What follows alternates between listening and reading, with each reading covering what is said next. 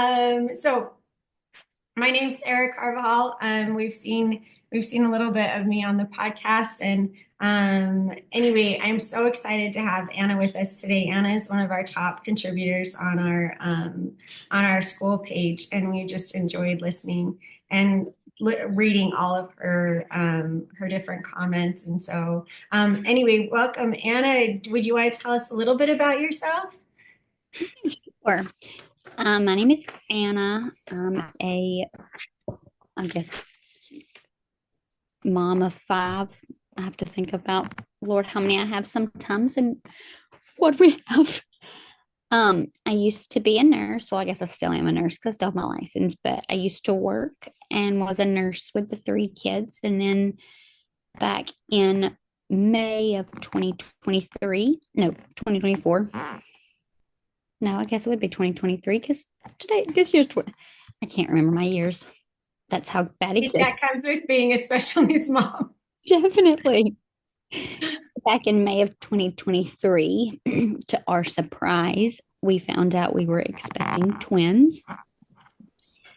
Completely unexpected. Everything. We were not going to have any more kids. We were okay to be done. And this was completely different. I had absolutely no clue I was pregnant. None of the same symptoms as the other kids. Nothing was the same. And I've had health problems in the past, issues with my heart and fast heart rates, and my immune system is not the greatest. And so we've been dealing with all of that and my medical issues. So I started feeling like I was probably having some heart issues again. It's kind of how it started. And we were like, oh, okay. So the doctor was like, are you sure? I said, I'm not pregnant, I promise. I'm not. And ended up taking a test that Friday and finding out that I was. Our first appointment, we found out that I was 10 weeks along already Wow. with twins. No clue. And the very first reaction when they did the ultrasound was, there's two right there. And she said, yes, ma'am. Great. That's great eyesight. And I said, no, ma'am, it's not. I have glasses. I have really bad eyesight. I promise. That's not. It's no, no, no. So I have a question for you. I have twins too. My 14-year-olds are twins. And when we went in, I was actually surprised as well. And they went and did they look for another one? Mine said, oh, we found two. We're going to keep looking. And I said, no, you're not. Not today. We're not. Today we're She having two. We can look another day.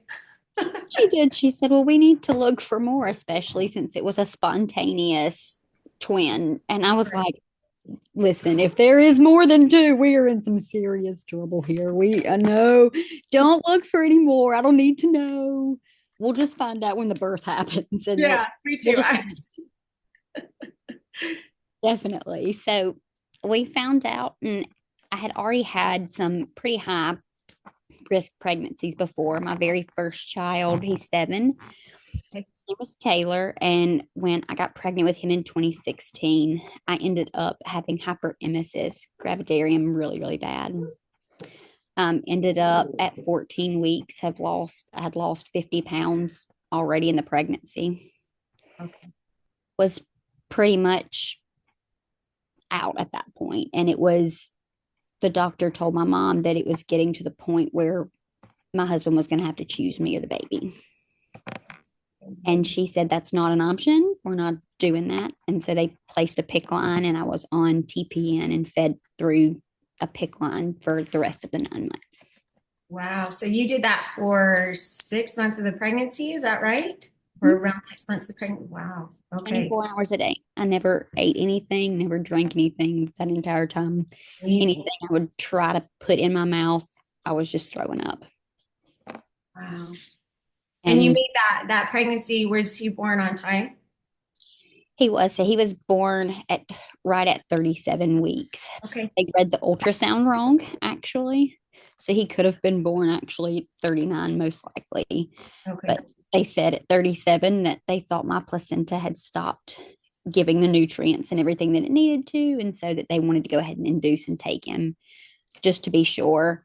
They said he probably wouldn't be any bigger than 3 or 4 pounds. And he came out healthy 6 pounds, laughing, smiling, crying, all the things, and And a perfectly fine.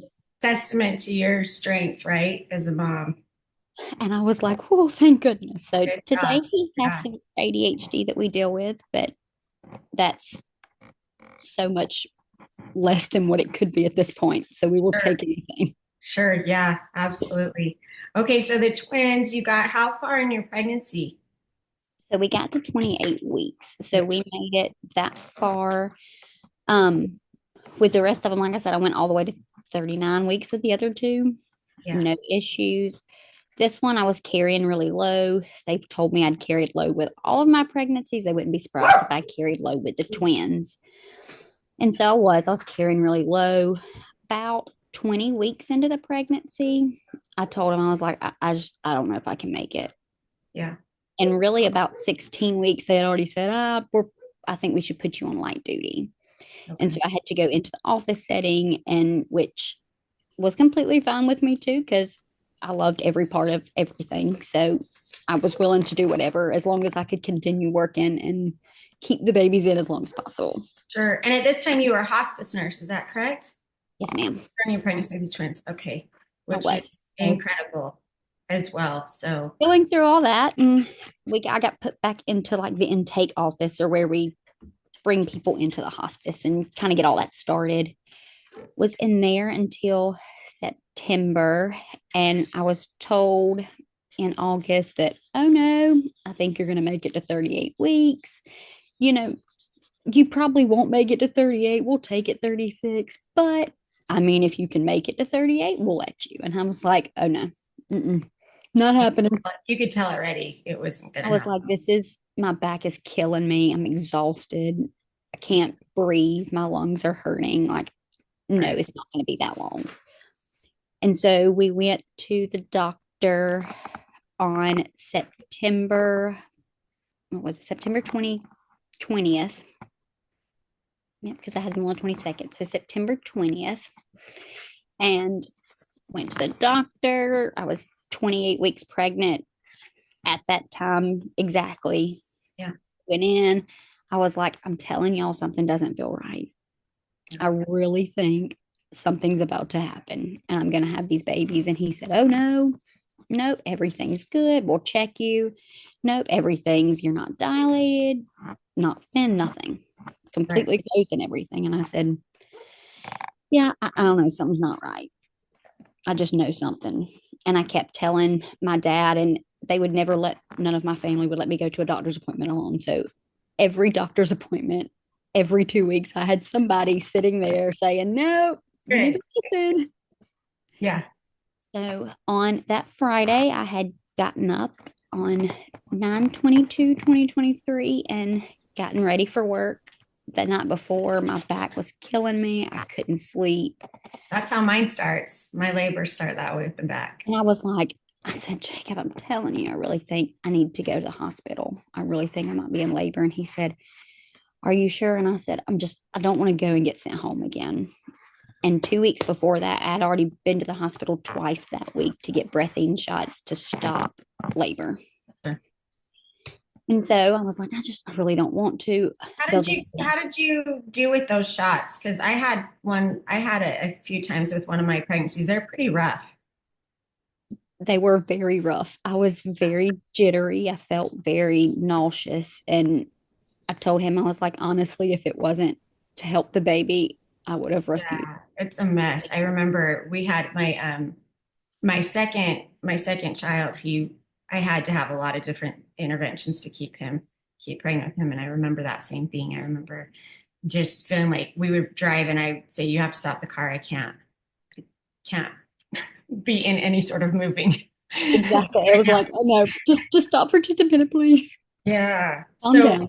you're already dealing with all of this, right? And so, okay, sorry, go ahead and continue. Just You're trying good. to, So I got that morning, I woke up and I was like, I still just don't feel good. Everybody was getting ready. We got the three kids ready for daycare and school. My husband got ready for work. I got ready for work. We took the kids to daycare and I said, I'll just see how I feel. They're watching me at work. Everybody was on baby watch. That's what the big thing was at work, and the big joke was, we're on baby watch and we've got beds if we need them. Yeah. I was like, whoa, nope, we're not delivering at the hospice house. Nope, let's not do all that now. And so I got there and I told them, I was like, I just don't feel good. I don't know, something's not right. And they were like, well, you don't look too good. And I remember going to the bathroom and I came out of the bathroom and I was wobbling. And the girl looked at me because they wouldn't let me walk to the bathroom by myself or anything. Of course, love them.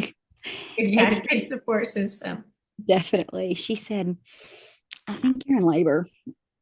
And I said, I think so. And she said, I think it's time to go. And I said, I don't want to, but let's go. Call my dad. Let's go. And so my dad was always, hey, I can always come. He works at Edward Jones, so he could always just stop and come and get me and take me when we needed to, whereas my husband couldn't at that point.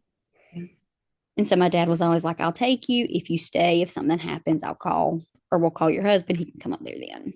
So my dad came and got me. We got in the car, and I remember the whole way there, I sat there and I said, I'm just not ready. Yeah.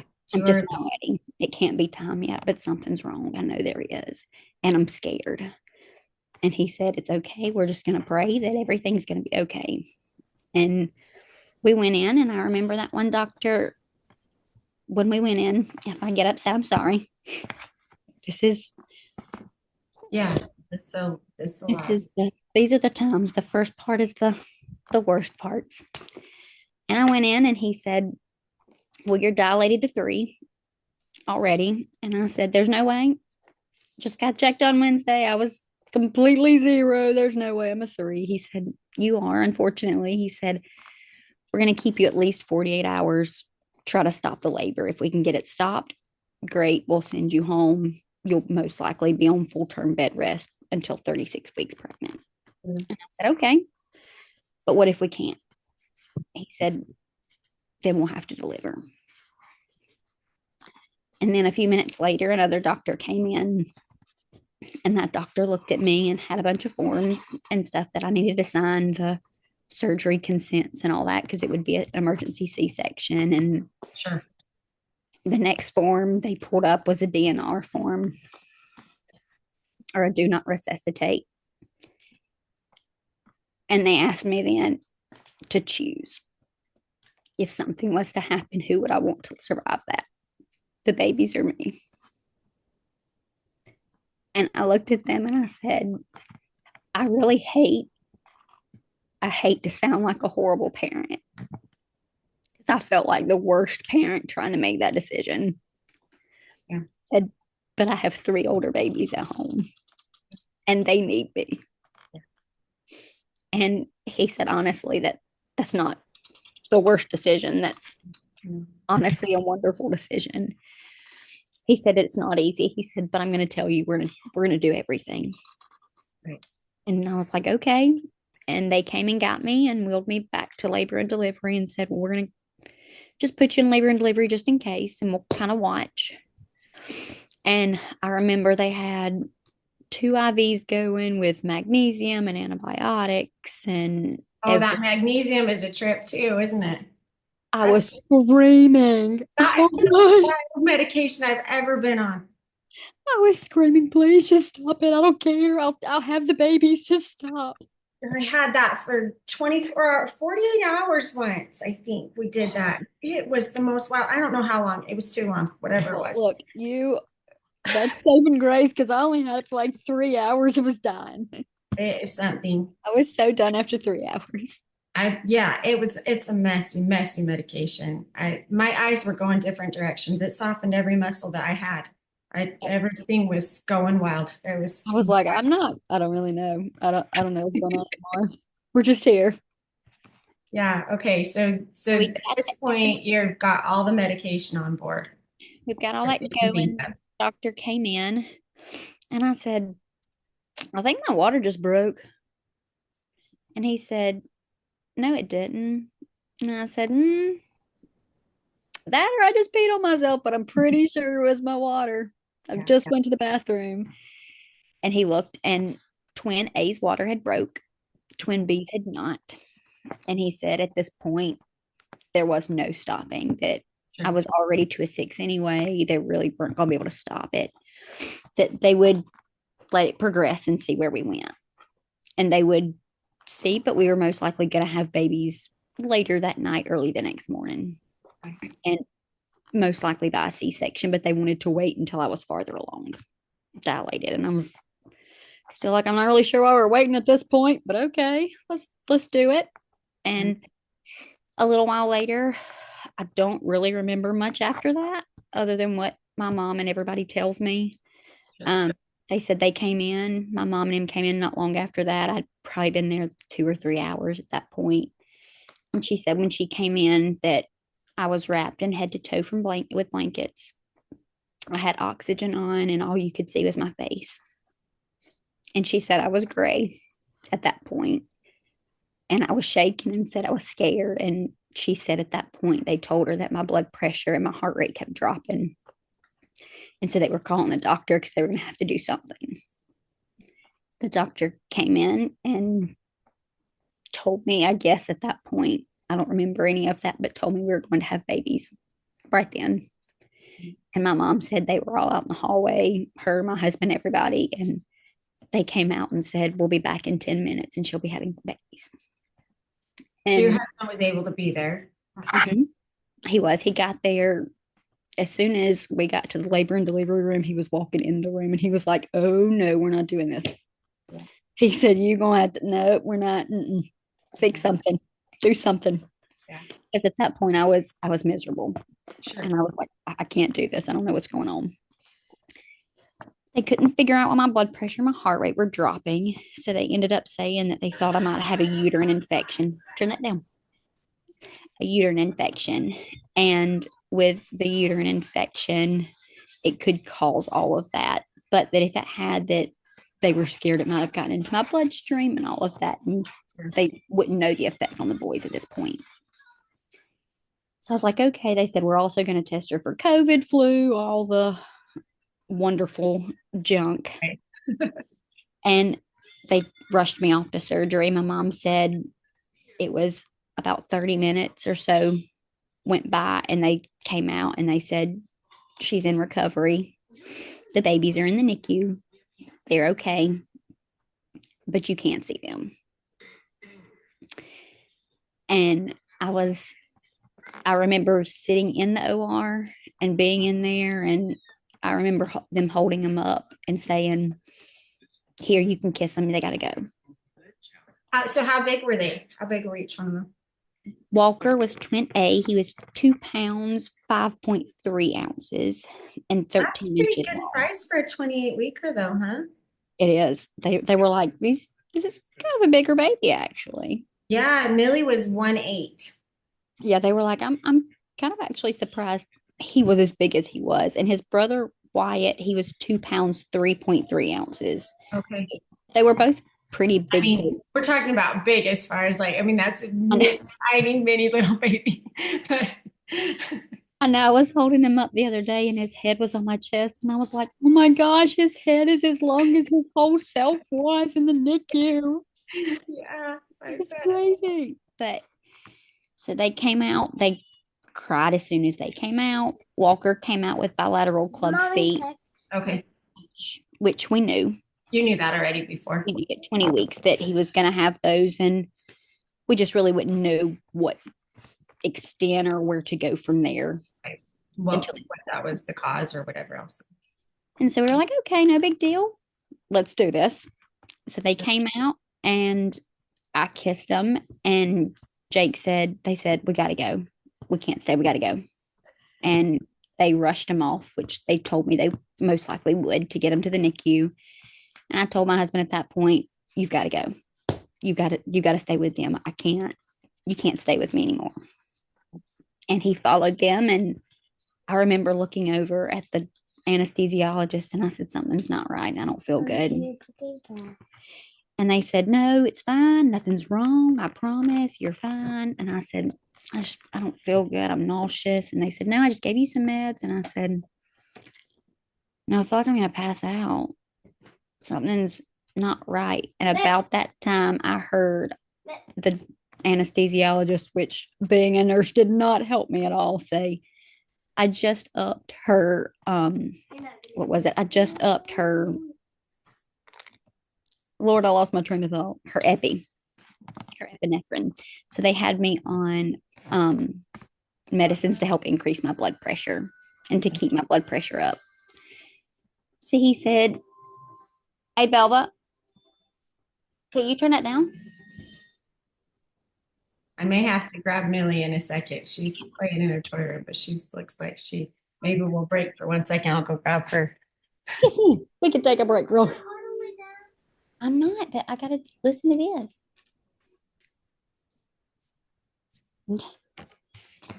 All right, she came up with a new toy, so I think she's all right. She sounded like she was upset, and then she found a new one she likes. So So we were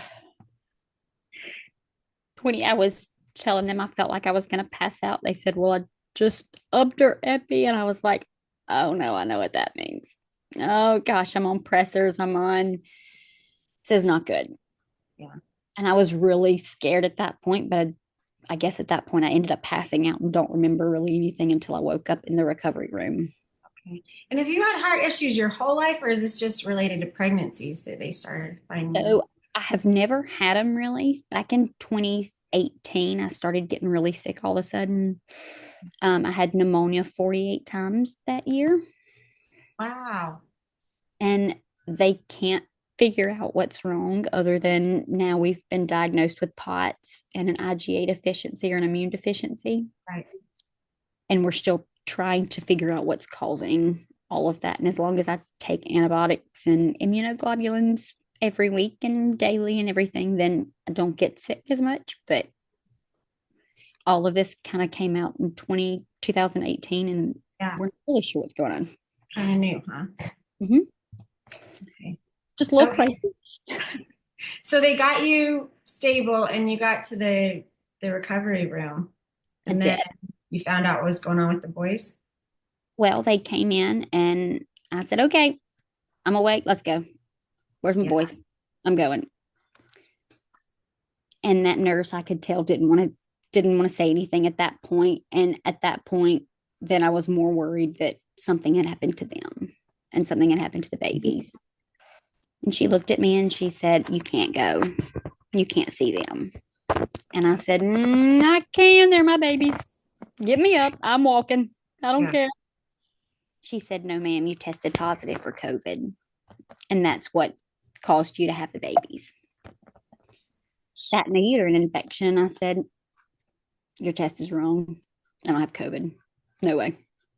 I haven't been anywhere. I haven't been around anybody. I've been really cautious. It's not COVID symptoms. There's no way." She said, "You did." She said, "So for the next 10 days, you can't see them." And I think that's between the DNR and that, I was like, I don't know what y'all are trying to do to me at this point. Y'all are trying to kill me now because there's no way you're going to keep me away from these babies for 10 days. And I begged them to let my husband go back, and he wasn't allowed to go back either. He was actually kicked out as soon as they found out that I was positive. They came into the NICU and kicked him out. Wait, and this is 2020, this is 22? 24. No, 23. The end of 23. So way past 3 years past. Yeah. And we couldn't be around them, couldn't see them. My husband couldn't. He could go in after 5 days, but he said I can't. He said I can't go in there and hold them or see these babies because if something was to happen to one of them or a doctor came in and they needed a medical decision, I can't make that without you. He said, I'm not willing to make anything without you like that. He said, or if I got to hold one of the babies and then something was to happen and they were to pass, he said, I couldn't live with myself like that. And I will say that was a whole lot when he said that because it really did mean more than anything that he wanted me to be there and he wanted me to be the first ones to hold them. And so for those next 10 days, I stayed in the hospital for 2 of them. I came home for the next 8 with the other babies. And we talked every day about why our babies weren't home and why mommy couldn't go to the hospital and if they were gone and they were never coming home. And those days were hard. Yeah. But I will say that I had some amazing NICU nurses and March of Dimes reps and child life reps and everything that took their time and any time that they could FaceTime me on the phone so I could try to be there for a care or so I could talk to a doctor or just so I could just tell them goodnight before I went to bed. Anytime that they were able to do that and they weren't busy or anything, they were more than willing to FaceTime me and make sure I got to see them and be there. NICU nurses are just angels. In fact, we just got a birthday card from Millie from one of her NICU nurses. Very much angels. Oh, Really like angels on earth. So do they have Millie had a little camera in her bassinet that I could tap into. Did you not have that access? so they didn't. They actually didn't do that when I was there. They do now. They did. Oh, you missed out. That was pretty cool. That's I what I was love like. that. I told them I was like, I'm going to buy a baby monitor and I'm just going to put it in their beds and I'm going to keep the camera out or the other one at home. And then I'll just talk to them all day long. And so if you just hear people randomly talking in the room, it's just us. It's no big I deal. know. I know. I used to play. They went. So I can't remember if hers didn't go two-way. I could hear what was going on, but I couldn't say anything to her. And so I tried to spend as much time as I could. But I will say that is one thing that you need though. And I feel like what helped the mothers though is having that two-way connection to where if you're not there, you can talk to them and yeah, I think there's no reason that mm-mm. not to be able to do that.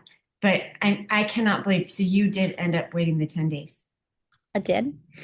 I waited 10 days and on what was it? September 20th. It was like October the 1st, I think it was.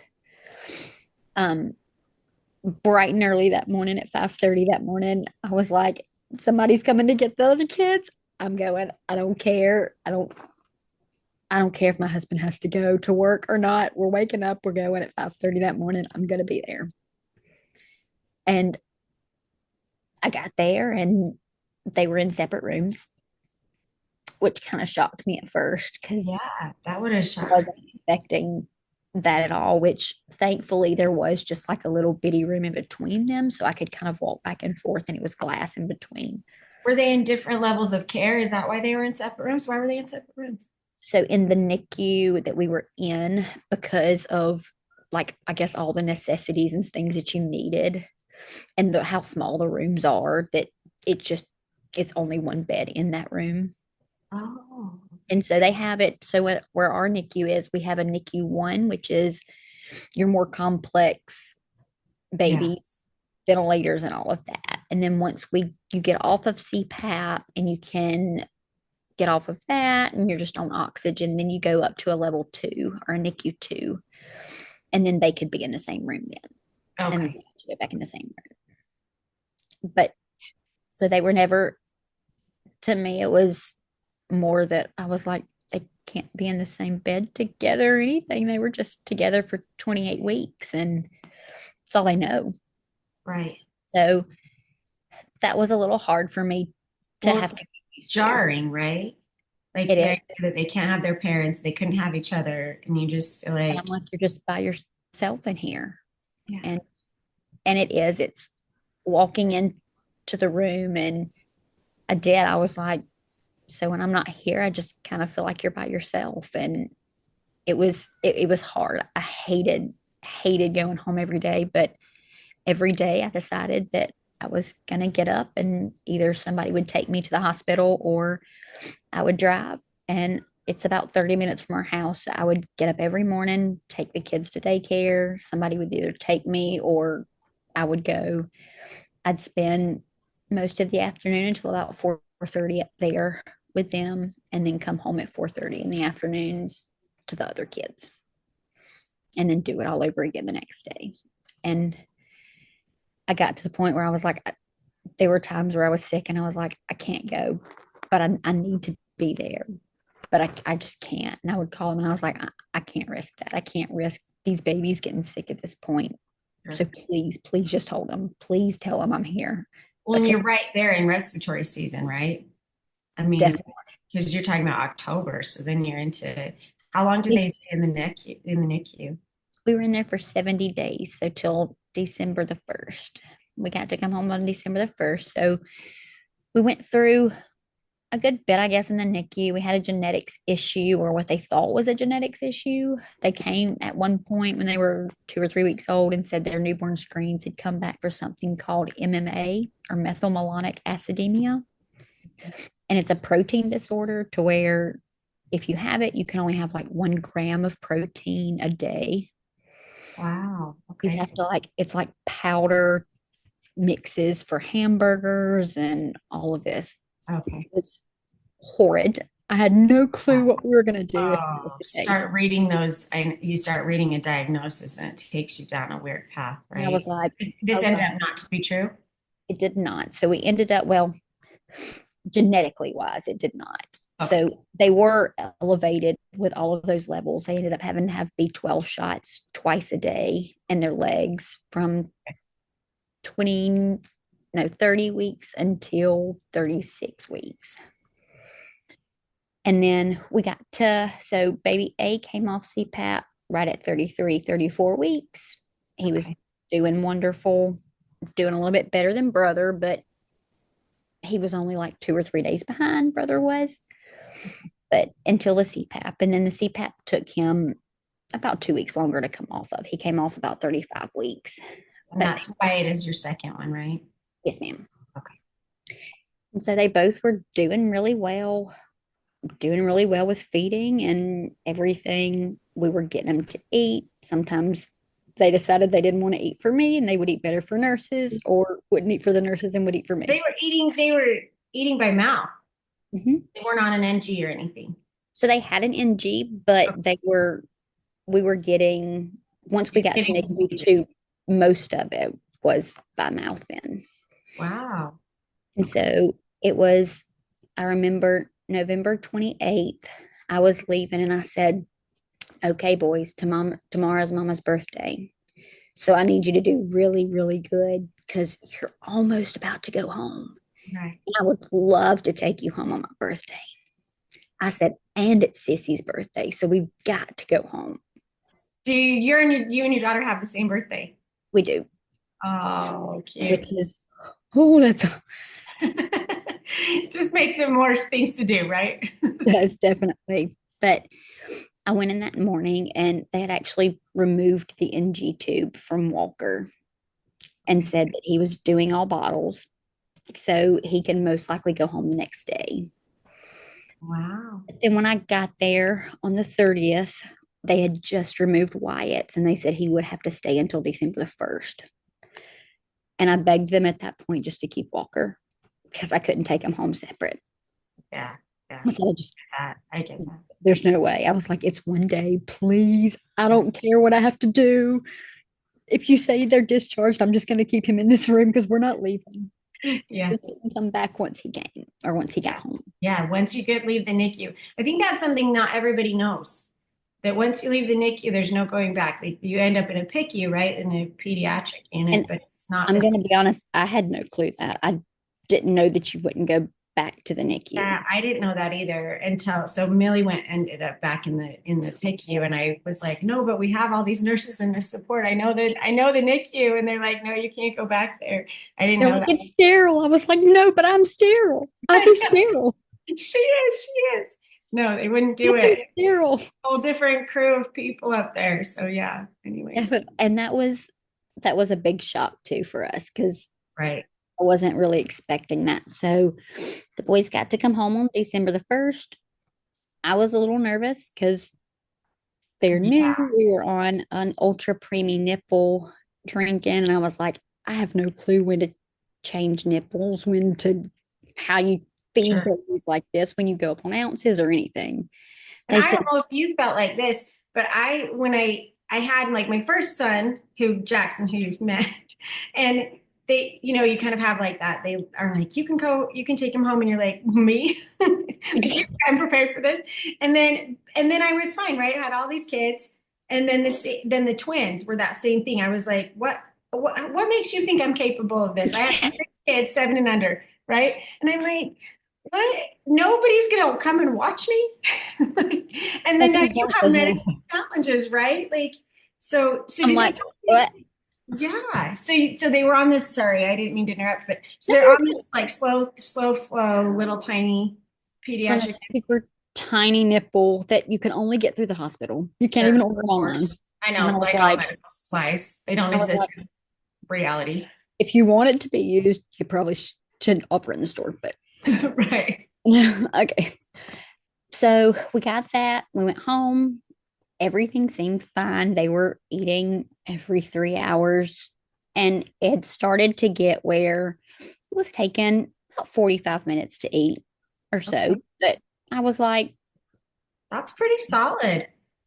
hey, you're drinking 2 ounces in 45 minutes. We're doing pretty good. Yeah, I yeah, was of excited, course. Sure. but the doctors were not. I Well, was like, look, guys, small wins here, guys, small wins. yeah, It's little victories here. But supposedly with preemies, which once again, no clue, you find out everything. yeah. With preemies, they can only eat for 30 minutes at a time. So anything after they eat after 30 minutes, those calories and everything, their body's burning too much at that point to Okay, where so it reverses to where the sustenance becomes not enough to keep up with the work it takes to eat. That Mhm. way, okay, so they become negative calories. All right. And I was like, I it's like didn't, yeah, who knew, right? I said, were y'all supposed to tell me that before I left the hospital? That was one of them training episodes I missed or something. Because that wasn't that's Yeah, I never that heard was that with not on any. the instruction sheet that doesn't exist. That was not in my baby manual, guys. Not in the manual. Not for the last three anyway. Right. And I was like, okay, well, they had gotten up to drinking 3 to 4 ounces, but it took about an hour to feed each of them. So every 3 hours, but it would take an hour to feed each baby. So I had about an hour in between all the feeds, Yeah. which was not a lot of time. And I No, was you're not sleeping, which, definitely not. yeah, we just already count. Sleep doesn't even exist anymore, right? It's just, hey, Who if you does get it, that? wonderful. What a luxury. So, thank goodness you got it. I'll use some. And so I was like, okay, I don't know. They seemed to be drinking. I thought they were growing okay. And so Wyatt was actually born with a PFO and a PDA, or two holes in his heart. Okay. And that's the son. Why also is baby B who has club feet? Is that right? Do I Baby have A that right? had Oh, club. baby Ada. So, okay. All right. Sorry. I'm just So trying to make baby, sure I got him all. you're good. So Okay. baby A has club feet. Okay. Baby B ended up having a bilateral grade 1 hemorrhage In his in brain. the NICU in the brain. But they said, we're not worried about it. It's going to heal right up. And I didn't think anything more about it because they said everything was going to be great. Go figure. Yeah. Yes, it's not. Not everything's great when they say it is. No. And so and then he had the PFO and the PDA. So they both got diagnosed with chronic lung disease also just because of having to be on oxygen so long, which 99% of Come home on oxygen. they did not.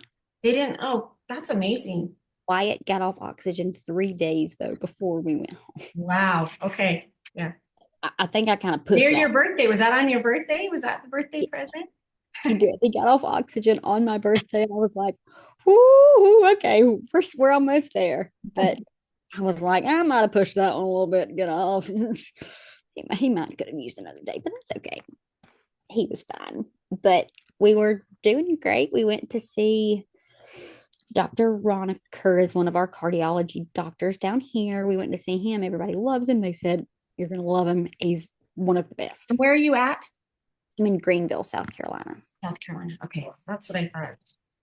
And so I was like, okay, sure. He's one of the best. Let's do it. We seen him and he said, these babies are small. I said, well, yeah, they were 2 pounds at birth. Right. Like, of course they're small. We only left the NICU at 5 pounds. It's only been a month. What are we supposed to be gaining? And that is another thing. They just don't tell you how quickly they want you to gain or anything like that. Yeah, I feel like even when we left the NICU, I feel like they told me a lot of things, but not all the things, and definitely not all the things I needed to know, and a lot of things I didn't need to know. Like, you told me all this extra stuff that I haven't used yet, Like but leaving space in my brain still. everything else I needed to know, it was just that packet got left out. Did you not realize I wasn't going to sleep? You have to give me the information, necessary information only. Only the necessary. Write it down in a packet. Give it to me. I'll Right. read it 25 times if I need to. And so he was like, these babies are real small. I was like, yeah, of course they are. What I didn't realize, and I was actually at work that time, so I'd just gone back to work. It was day 2 of being back at work. My mom took the boys to the doctor Okay. because they were going to start daycare the next week. We didn't really think anything about it. We were like, Sure. doing great. Doctor said, I really think he needs a G tube. Whoa. Did And I said, excuse me? that come out of left field? You were not expecting that at all. Yeah. Never even heard G tube mentioned in our entire life. And I said, you said what? And I was on the phone with him and he said, I think he needs a G tube. And I said, I don't think you're right. And There's no, how old? Sorry, tell me one more time. They're 2 months old? Is that, they oh no, were, 4 months. they were four I've months. done all the math. Okay, okay. They were 4 months old at this point. So I was like, no, sir. We don't need a G tube. They're gaining weight. I said, they're eating. I don't know what you're talking about. He said, yeah, but how long? And he is the one that actually told me, oh no. Oh, So this is the first time you're hearing about the calorie. and I said, Gosh. so did somebody forget to tell me that you can't feed preemies longer than 30 minutes or it just negates the whole purpose? He said, nobody told you that. And I was like, no, they'd probably be 8 pounds by now, but they're not. They're 6. And so they were 6'1" and 6'2". Okay. And we went to the doctor. That was on Friday. He said, the only reason I won't admit you today is because you have a doctor's appointment next week with your general practitioner. I want her to see them again. Yeah. And I was like, well, dang, we've been back and forth. And during all of this, we were dealing with the cow's milk allergy, protein issue stuff, and switching formulas. And so I was like, that's all it is. That's why they lost some weight. They're not Sure. getting it. No And big you're deal. not having, you don't have any other diagnosis. So there was that kind of that weird genetic thing at the beginning, but that didn't play out. And so this is pretty much just everybody. You just feel like things are going, right? Normal. And I'm like, they wouldn't diagnose them. So I told them in the in the very end of NICU that I swore they had reflux. I said, I'm telling you, all 3 of my other kids had reflux. I know what reflux looks like. It's reflux. They said it's really not. And it took us until 2 weeks before we got our G tube, before we got diagnosed with reflux and got medicine. And so through all the formula changes, all that kind of thing, changing all that up, doing whatever there, we changed up. We went from the NeoSure to Nutramigen, and now we're on Alphamino infant. Okay. And How's that that working? That one's working. seems to be doing great. Good. So far, we haven't had as much gas or anything, and they seem to be doing fine. Okay. Good. They are trying to switch them over now to like Kate Farms peptide, and Oh, it's a brutal move when you have to move into. We ended up on Nourish. You're talking about that. I'm trying to remember what we even started on with Millie. It's like that part of my brain just went ahead and I flushed and that. I'm like, I'm trying to think if that's what we're. I have to think of what we were on and what we weren't on. Yeah. But so I was like, there's no way. I don't. This is just their reflux. If you get their reflux under control, they'll start eating. Sure. And they were like, I don't think so. And so January the 24th, I was at work and I said, I gotta go to the doctor's appointment. I'll be back. I'm gonna take my lunch break. And I called back and told them that the boys were being admitted directly to the hospital, and I couldn't come back at that point. From That so that was from doc- the general doctor, and she just admitted him right away. she said they're not allowed to go home. So this is between her and the cardiologist, right? And so now we're That done. was on the 19th. And then Okay. the 24th, we seen the general ped, and she wouldn't let us leave the office. She said, I can't let you walk out of here with them. They have to go regardless, but I can't let you leave with them. And I was like, well, if they're going, I'm going. Yeah. So, and that is when I found out you didn't go back to the NICU either, because Yeah, that's when you got to the I was PICU. like, woo! And I was like, oh, this, I don't know what this is. And the PICU is a whole different circus. It's a whole different ball game. Yes. And the PICU and the PEDS floors, and oh, love them, but they are completely different than my Completely different staff. I don't know. I feel like NICU nurses are the very A1 staff. Like that's where you get your grade A people, and PICU. I think they try their hardest, but it's nothing like the NICU. And so, well, we ended up doing all that, and they admitted them, and they had put them in PICU, and then they took them back out and said, oh no, I think they can just go to a PEDS floor. Okay. And I said, we must be doing better than we thought. Right. Yeah. So, hallelujah. They dropped an NG tube, got speech in there. And then for the next 2 weeks, I fought doctors constantly for a G tube and said, if they're not going to eat, just put it in. I don't care. I would rather them have it and us get over it and not need it than to not have it at all. Get home, right? You just want to I said, I have 3 other kids at home. and have some normal for them too, right? Yeah, I was like, they need their brothers back home. Yeah, it's abnormal. It's such an abnormal environment for these kids, and they spend so much time in these environments that just aren't, I feel like they're just not healthy. And during that 2 weeks, we had already gotten into a fight with some of the nurses and staff up there because they split us up into 2 different rooms. Again? And and this time it was 2 completely different rooms, and there was a room in between. And I said, mm-mm, these are 6-pound babies. I'm not running between rooms. It's one of me and 2 of them. Mm-mm. And I had to fight and finally got a nurse that was like, listen, especially because they were like, at night you can, and I was like, I'm not separating them. I'm going to be with both of them, because what if I don't hear one or y'all don't hear one? I'm not, that's no, not happening. Yeah. And I finally fought enough to get them both in the same room, but one had to stay in the bassinet and one had to stay in the bed. And I was like, look, they can have color coded headbands for all I care at this point. I don't really care. I just want Whatever you want to do, we're in. like, I paint their toes. I don't care. We're good. Yeah. And so it was a fight back and forth. And that was the reason. The reason was because are they identical? Is that what you're saying? So they look too similar. So the nurses wanted to have them in separate rooms to make it easier for them. Yep. Oh, good grief. They said because they could not tell them apart. And I said, well, baby A has boots and bars on his feet for his club feet. Right. So he has these big braces on his feet 24 hours a A day. little bit of attention. So those kind of comments make you worried, right? You're like, And I how was also told I could not dress them the same. They could not have on the same outfits at all. And that if they did, they had to be in separate rooms. And I was like, really? If I'm standing here, I'm the mother. I know which baby's which. Yeah. Why would I try to switch them on you? I'm not like that. I'm not trying to do something weird. God forbid, I'm not trying to get one in trouble. Right. Of course not. Right. Yeah. Exactly. So we went through that. We ended up right before we got the G tube. I requested pulmonology to come in because I really thought Walker had aspiration pneumonia.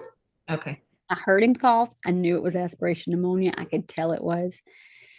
The doctor fought with me for 2 days about it. I said, I don't care. You're going to call him in, or I'm calling him. And thankfully, the doctor advocates finally did. They called in pulmonology, or the patient family advocates called in pulmonology, and she Before she ever walked in the room, she had ordered a chest x-ray and got it back that showed aspiration pneumonia. So then, of course, when the doctor walked in the next day, my dad was in there with me and he said, "You need to just sit there and don't be cocky about this." But I made sure he knew that I knew that he got it wrong and I got it right. And I was right and he was wrong. And I let him know that a couple of times before we left there. But they ended up deciding that it was just best to go ahead and do a G tube. I said, you know what? We'll get over it. And so I was like, okay, no big deal. We'll get a G tube. We'll be fine. Right. Well, I found out at that point that because we have a G tube, we also cannot go to a regular daycare now. Yeah. Yeah, I've heard And that. I was like, what do you mean? Like, if I teach you how to do it and teach you how to do everything, Right. they couldn't. Mhm. So at that point, it I wonder was, what that's about. You think that's about liability? Because it seems like in some ways it's easier. I mean, it takes more knowledge, but in some ways, I think it is. I think it's more of a liability of I don't want to get in trouble, and it's a medical thing. So yeah, if you there's more work, dangers associated. and but I'm like, well, heck, they teach the parents how to do it and send you home with it. I can teach They you. send you home with, yeah, yeah. I'm like, they send you home with trachs and everything else. Believe me, a G tube ain't nothing. I know. I know A it's G true. tube these days. And so at that point, I had to call my boss and tell her that I was gonna have to take more medical leave and try to stay out as long as I could because I'd have to stay out until I could get the boys in daycare. Yeah. They had told me at that point it would just be a couple of months, hopefully, with the G tubes. I said, but what if not? And they said, I don't think you should have more than a couple of months. And I said, oh, okay, sure. And that was February the 8th. It is November the 4th, and we are still fully G tube dependent. Yeah. We take a little bit by mouth, but very, very resistant to bottles, spoons, spouts. And are they aspirating still, or that's not something that's going on? They're not anymore. We've got the reflux under control a good bit with Pepcid and Prilosec on board. Sure. And so that seems to be controlling the reflux to help not aspirate. We do still have some, so I'm sure they probably do silently aspirate a little bit, Yeah. but nowhere close to what we were doing. But So they're only they allowed. receive, all their calories are G2, Yeah, so we eat a little bit by mouth, but it might be about an ounce like for fun, for for fun just twice to a day. keep it going, keep sensation and that kind of thing. Exactly. Or they might like chew on some fruit roll-ups or something that I give them just Yeah. to Yeah. get some little flavor or something in. But Even Millie, who's 100%, I mean, she aspirates and all sorts of things. So she's not, it doesn't do any mouth, but she does do a dum dum now and then. I I'm just like, watch her okay, to give make them sure everything's something. coming out and not going in anywhere. I'm like, give these poor babies something. Come on. Yeah. So we got the G tubes and we went home and we we had baby net, we had therapies. So we have baby net where you have like the state helps you get early intervention, PT, OT, and speech. Okay. They can come in your home or you can go to a clinic. So they come in home actually for us. So they all come to our house except for speech. And speech they do at the daycare they're at now for they go for 2 days a week. And you found a daycare that'll help you with that. There's one daycare in the upstate that we found. It's called the Wonder Center, and it's actually through the Prisma Oh, Greenville Health System. And it is a very, very, very long wait list to get in. It's only ran by nurses and doctors. And there's actually a medically complex clinic that we go to now, the Ferlato Center up here. And one of their doctors is the director over the Wonder Center. okay. So you only get 2 days a week when you do get to go there. And it's only from like 8:30 to 4:30 or 5, but it's something. It's a It's little bit. something. And do you have any in-home services, like as far as not therapy services, but do you have a nurse that comes in home or anything like that? You don't. My And mom helps out with aid services some, but that's all. so you have So you guys are fully G-tube dependent. Is there anything else going on as far as like just developmentally you're doing, you said you're doing OT and PT. So we do have developmental delays. We actually just found out not long ago that Wyatt twin B has hypotonic cerebral palsy. Okay. I did read that. Yeah. He just How is that? started. So what do they expect with that one? It will be slower walking. Okay. They actually also think that Walker does have it, most likely also, just from being premature and everything. So we'll have his MRI later this week to see if he has This will be as a result of prematurity, right? Yeah. brain damage due to that. Yeah. And so they said it affects their limbs and they're not as strong as they are. They're kind of weak, they're loose, have really low tone. It can affect their eating and all of that. Right. It can affect eyesight. It can also affect their walking and their abilities to walk or walk long distances or to run or jump. So far, our PT and OT are staying positive and they're saying They're we doing have good. to have a walker to learn how to walk, but we won't be in a wheelchair, or as long as we can fight it, we won't, Yeah. unless it's for like long distances and things like that. So are they crawling? Not yet. So Not we yet. are 13 months old. We don't crawl yet. We've started to try to sit up on our own. Okay. We're Good. attempting it. Yeah. I think we've got about 5 seconds in on our own before we fall over, but I was Okay. like, I'm good with 5 seconds. I No, got it. it's cool. It's so cool when they start doing things like that. Millie started crawling last year, so about 3. And it took her about a year to actually use it as a mode of transportation. So she actually will now, she rolls a lot. She's always I was been a about to roller. say, we Yeah. have we've started rolling finally, and Yeah. now Rolling is like the main mode of, right? They're like Walker going. knew how to roll, but Wyatt just started rolling about 2 or 3 weeks ago, and now Yeah. he's all over the place rolling. Yeah. The rolling is like real big because you don't have to hold up your head to roll, right? You don't have to Exactly, do anything. You could just do it. So exactly. And they don't like holding their head up when they have to. If they have no, to, no. if they're anything like Millie, she does not want to hold her head up still. And we've gotten her a lot stronger. But are you using, so what kind of equipment have you got at the house? Are you guys using standers yet? So we're not. So our PT actually said that they don't know if we'll use a stander or not, just because they want us to try to like put weight and move our feet and everything and not just Sure. stand in that Good. position. Yeah, good. She said a lot of that's just a lot of weight bearing and everything. And right now, the boys won't even put their feet down when you hold them up. Yeah. We're still trying to get them to put their feet down and do all that so we can start trying to do all that. So she said right now it's not really a whole lot. So honestly, right now we don't have a whole lot of equipment. We have the little bitty baby chairs and activity seats and but honestly, other than laying in the floor on a blanket or sitting in a chair or laying in our bed and playing or sitting with us. That's about all we can do right now. But that's okay. Well, they're still young. They're still Oh, so young.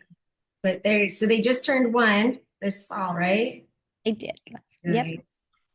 So how do you feel like feeding is going? Are you guys doing feeds during the day? Are you doing anything overnight? So we do feeds 5 times a day. We do boluses at 9, People. 12, 3, 6, and 9. And then we do continuous from 12 a.m. to 7 a.m. Okay. over. How do you And feel like the bolus go for you? They do pretty good on that? they do. It's over an hour. It takes an hour to go in just Okay. because we try to make it any faster, then it just doesn't work out as Yeah. well.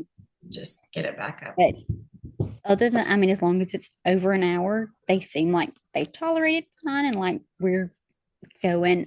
I would love for us to take bottles and everything and start doing that. They did, I think Walker drank out of an open cup finally the other day and took a sip out of an open cup. But I was like, look, we don't even have to have bottles or sippies or spouts or any of it if you don't want to. I don't care. That's okay. Just whatever. So what makes you so invested in helping other people?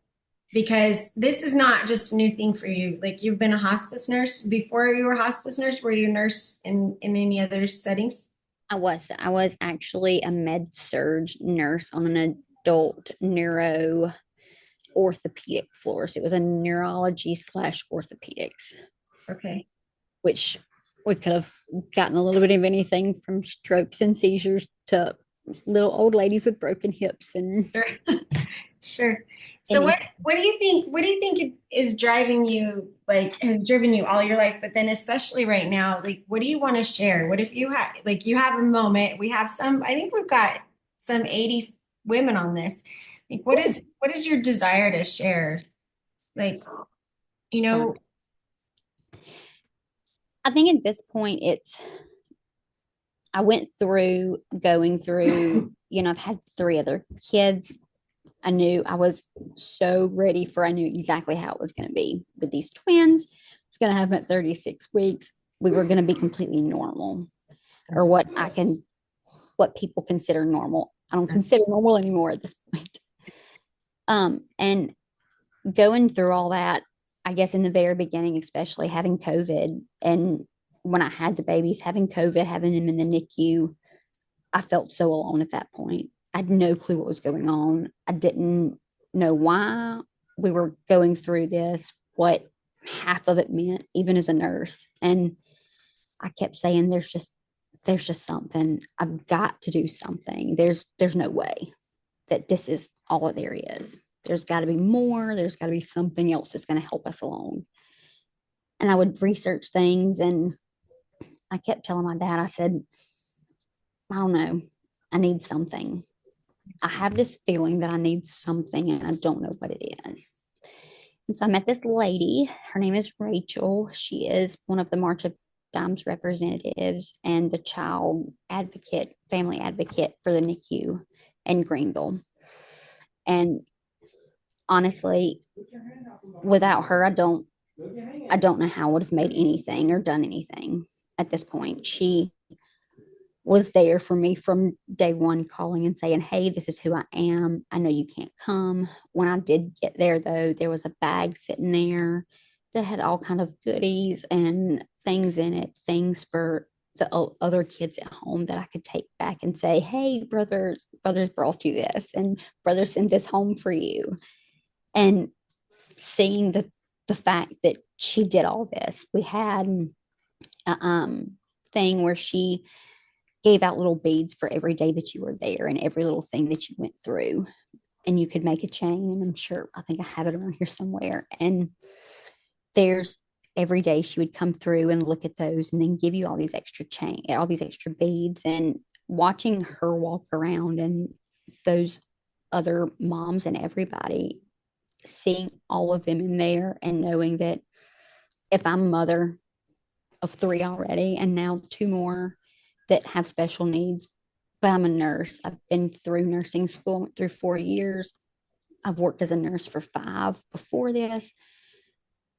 I don't know how. I feel like at this point, there's so much that NICU parents, that special needs parents, that everybody doesn't get told and doesn't know. You don't know how different these people are. And you don't know what they're capable of. I will say my brother-in-law, which he passed away 2 years ago, but my brother-in-law, he had cerebral palsy. He had spastic cerebral palsy. He was in a wheelchair. He lived until he was 26. He was nonverbal and contracted, couldn't walk or anything. He had the G tube but was the funniest person and loved life. He didn't care. You could tell that it didn't matter what he had wrong with him or anything. It was, this is what I am. This is who I am.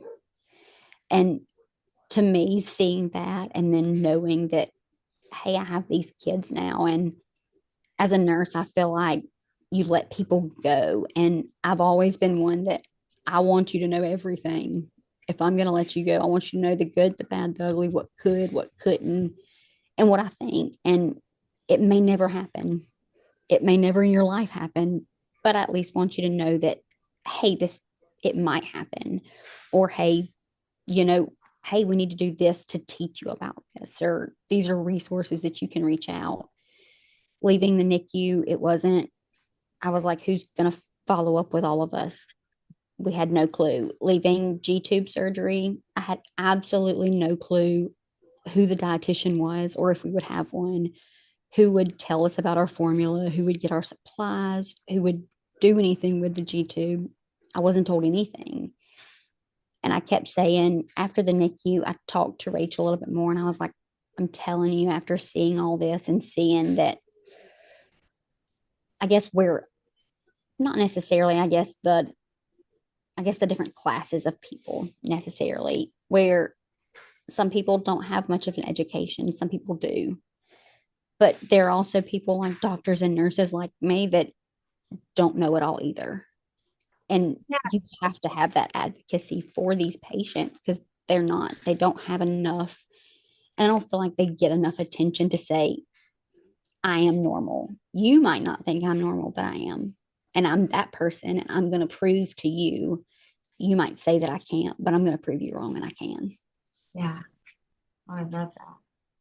Well, I love everything you said. I think that there's a huge need for this. You had mentioned that you had this lady help you, Rachel, right? Mhm. And I think that that's really, really amazing. You know, a lot of people, me included, didn't have anybody like that. Where it was just I walking struggle. and and I think that like everything you're saying, I think is just so spot on. They give you this baby with a G tube, and no one says you're going to need to call this dietitian. You're going to need to find a company, supply company. You're going to need to do all of this. And even now, I feel like, I'm 4 years in, right? My daughter's 4 years old. I'll go to the dietitian or we'll go to the gastro, and they'll say something offhanded that I'm like, hey, I don't know what you know you know? And I think that they just expect that you know things that you don't know. And that's Um, what I said. I feel like going into all of this, first off, how things are approached and told and approached with parents and everything is got to change first off because it's got to be more of a sympathetic and an empathetic approach. People have to care at this point. But also I feel like you expect all these people to just know all of a sudden, oh, well, you've heard about cerebral palsy or Down syndrome. You've heard about traits. You've heard about this before. So if you've heard about it one time or two, you should know all about it. yeah, No, I might have heard about it in the news 25 years ago. right. Yeah, I totally agree with you. Um, okay, well, I've taken a ton of your time That is okay. and I love it. I I think love it's it. just I'm so excited. wonderful to talk to you and me. Is there anything else that you want to say? Like that, I've got to tell you, we're going to send you a hat. I'm working on a sweater and a hat. And I'm going to send them to you for being like our all-star. I love that you're there to answer questions. We've had kind of a weird week. My grandmother passed away and we had to run out of town and then Millie's getting ready for her MRI and she's getting eye surgery and now everybody wants to be involved, right? Every doctor is on, everybody's like, she's getting sedated. Let's jump on. And so now it's like emergency appointment, not emergency like emergency, but like, they're trying to Gotta go. fit me in. So that's what they're calling it. Like, we're going to do an emergency appointment so we can get her scheduled for whatever they want to do to her poor girl. I'm like, I finally asked the doctor, I'm like, okay, you're putting her under, but is this okay to put her under this long? Because now everybody's involved. But is it okay for her? I know. I'm like, okay, I understand everybody wants to get involved, but like, let's all. So, anyway, so we've been doing that. And what I've loved is that every time I like see something come up and I haven't had a minute, I've loved that you've been there. So thank Oh, you. thank you. That was my long-winded way of saying thank you so much Well, for all thank that you. you're doing. I'm trying. I will say that there are times I think I made a post about going MIA. Sometimes you just kind of have to go MIA and kind of let things be what they are because you have life to deal with and everything. And I think this past weekend, Wyatt got diagnosed with CVI this past week, or cerebral vision impairment. Okay. And so we have no clue where that's going to lead or what we're going to see with that or how it will affect him until later on. But we're just going with it. And I think it is. I think that point, it's like, okay, I needed to, I was like, I have no clue where my mind is even at that point. Yeah. But I will say, going back, I was like, oh no, I need to get back. I need to get back on here because I need to talk to these mamas and I need to talk to somebody because they understand. If nobody else does, they do. And I love hearing everybody's stories because I think we all have so many different experiences, but I like hearing other people because, you kind of alluded to it, like we're not normal. And it's like, well, in this group, we're normal. This is what we do normally. We all It's, know what we're talking about. We all know speech and PT, and you got people coming in and you got to go out and and so I love that there's a place where I can, especially because with friends that I have, even my friends for a long time, like I can't say something like, well, I have to run to this and this appointment and then I have run home and PT. They're like, what are you even why do you have PT that much? why do you have what? Yeah, why are you doing this? You Why are just you, can't cancel it this week. No, I can't cancel it. oh, I can't. Like, are you seeing the dietitian? Why do you see a dietitian? It's like this is like, and so it's nice to just be able to be like, hey, sorry, had an appointment. Exactly.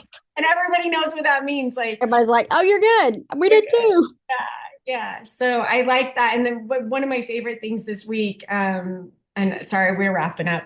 This is me. I'm too long-winded, but Like, I one need of my this. It's favorite things okay. this week is the Halloween costumes and seeing pictures, and a lot of them were in hospital waiting rooms. Yeah, I was like, I know. see, I was like, oh, it's like makes you feel like, and so I appreciate you helping to make this feel like a community where you have a friend and you don't have to go and get distracted on other places. It's like just one spot where I know these ladies are. definitely. And I'm excited to get to know more ladies and to see where this goes and to help more. And I'm loving the group and the app and everything. And I'm so thankful that you invited me and let me be a part of this and everything. We're more than happy, and I loved hearing your story. So it was so nice to meet you in Nice to person-ish, meet you. I know. the way we do in person now these days. Exactly. And anyway, thank you so much for everything. And yeah, I'm going to send that out to you. So I have to tell me how you like it when we get it out. Well, thanks. I'm so excited. Yeah, thank you so much. And, keep going. You're obviously strong enough to do Hey, this. you too. We got to stick together doing this. So We do. We that's do. what we're here And for.